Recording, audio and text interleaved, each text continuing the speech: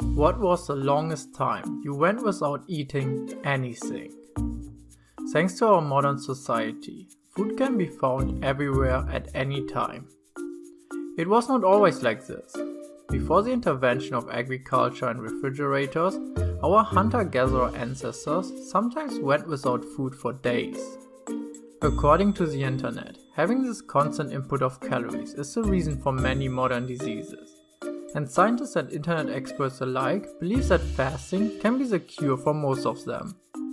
I personally love food way too much and often find myself eating mindlessly without really being hungry.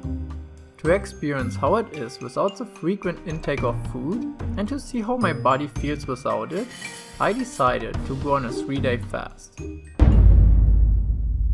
Alright, it's Tuesday evening and this is the beginning of my 3-day fasting vlog. So for the next 3 days I will not eat or consume any calories, which basically just leaves water, tea and coffee. And I'm pretty excited and slightly nervous about it, but I will definitely document everything, how I feel, how my weight and my mood changes throughout the fast.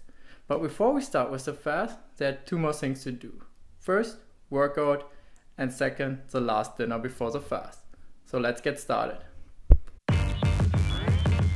Damn.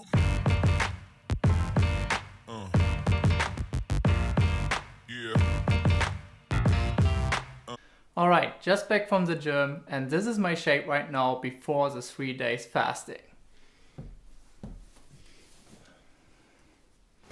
Alright, not terrible, but there could be definitely a little bit less fat.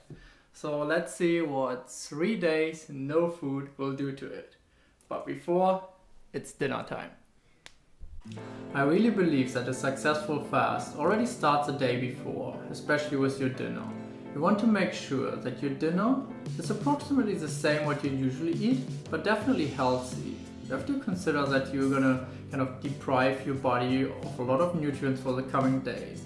So make sure you fill up on some good stuff before that. Then the other thing is, definitely don't already start starving yourself at dinner. Just have a really nice and good dinner and enjoy it.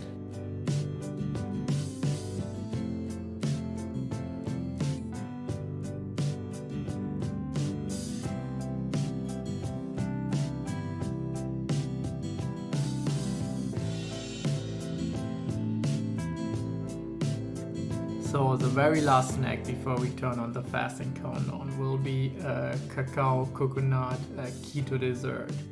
So I better enjoy it.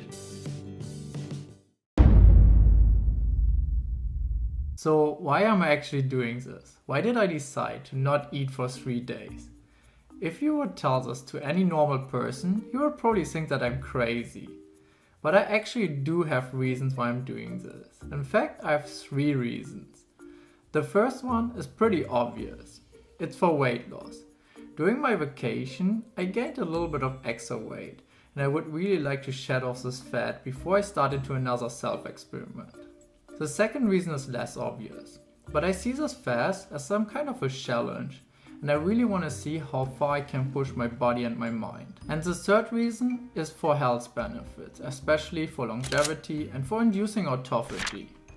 Now there's no way to measure any of those, but I feel that the science behind it sounds really valid, and I really like the idea of cleaning any precancerous cells before anything turns into something worse. Alright, the first 24 hours of the fast are almost over. And I have to say it was actually easier than I expected. I had some hunger flare-ups, especially during lunch and now during dinner time. But usually I was just drinking some tea or water and it went away. And I think it just has something to do with that our hunger hormone ghrelin rises and falls actually independent of food intake. And I think just this knowledge is really important to help you get through those hunger periods. Now the last thing I have to do for the day is measure my ketone and blood glucose levels one more time at the 24-hour mark. After I started with a blood glucose of 91 mg per deciliter and my ketones at 0.5 millimolar, my glucose went down and my ketones continued to rise. Detecting ketones in the blood is a sign that your body is now burning fat instead of glucose as a fuel for energy. And everything higher than 0.5 millimolar is technically defined as being in ketosis. I know everyone is saying this and it sounds kind of gross, but you know that you really need those minerals when water with salt tastes delicious.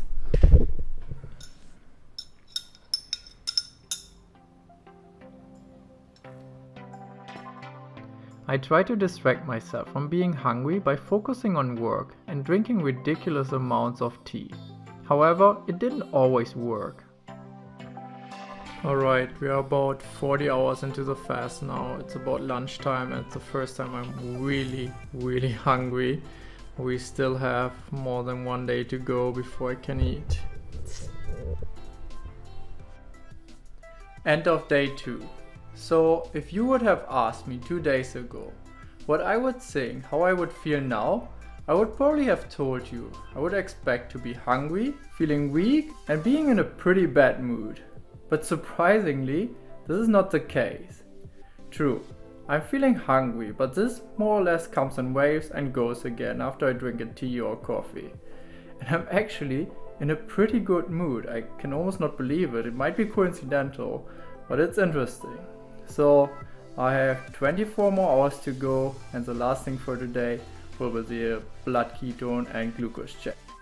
My ketones went a little bit further up and then remained stable, and my blood glucose pretty much remains the same as the previous day. Remember yesterday when I said that I'm in a pretty good mood? Well, I guess that's over now. Last night I haven't slept very much. I couldn't stop thinking about food. I think I planned every meal for the next coming weeks now.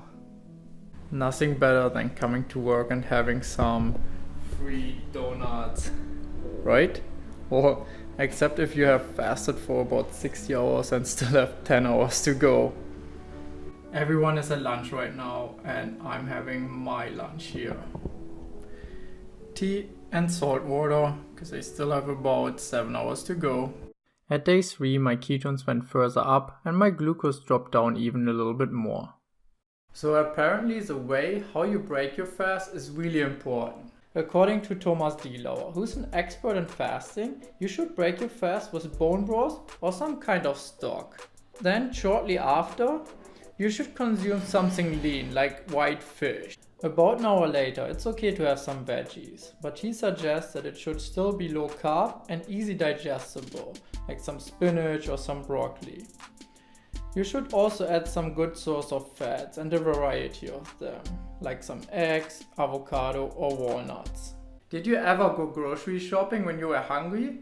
Well, try to do it when you're 3 days fasting. And unfortunately, I'm not yet done with my fast. I promised myself to end my fast with a workout to see what my body is really capable of. So let's try it. Damn.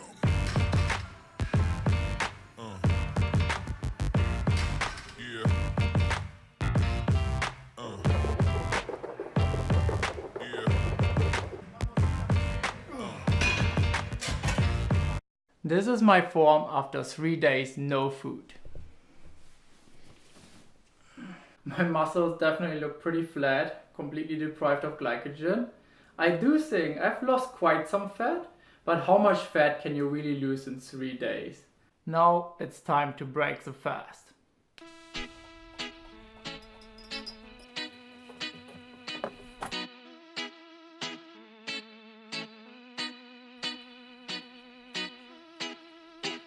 This is literally what other people eat to lose weight.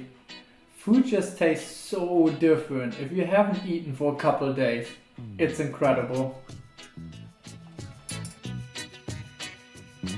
Okay, just done with the first meal, and even though I'm not really full right now we wait for an hour before we have the real meal.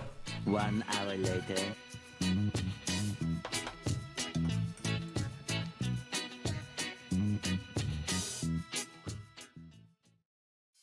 Regardless of the health benefits of fasting, a prolonged fast really changes your perspective on food, and you become much more grateful that most of us live in an environment where food is always available. I also became much more aware of my own eating habits.